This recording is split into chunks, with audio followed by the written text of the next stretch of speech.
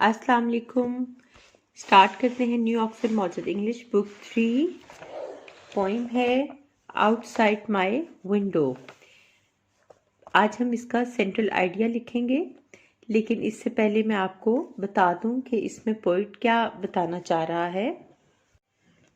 It is very lovely poem. Poet is looking outside of his window into the garden. There are two animals collecting their food.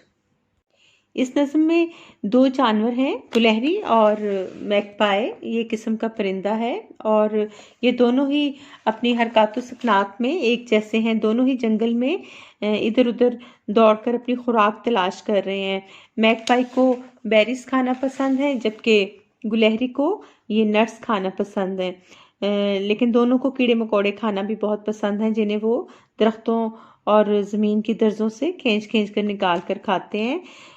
لیکن دونوں کو آپس میں کچھ بھی share کرنا پسند نہیں ہے. دونوں آپس میں لڑتے جھگڑتے رہتے ہیں، ایک دوسرے پر چیختے چلاتے رہتے ہیں.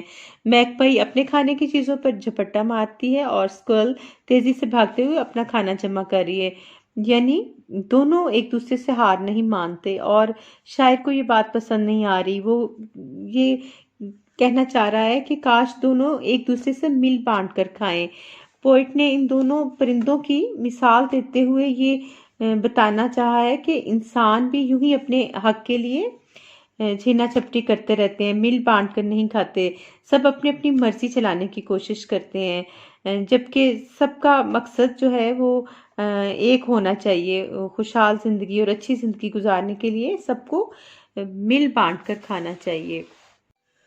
Now let's start central idea of this poem.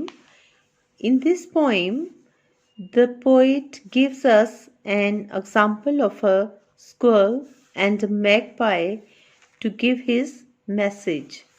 He says that we should not fight our small issues. We should use kind words and work together.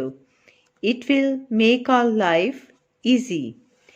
تو نیکسٹ ویڈیو میں آپ نے آؤٹ سائڈ مائی ونڈو کی reading اور Urdu translation ضرور دیکھنی ہے. Thank you. اللہ حافظ.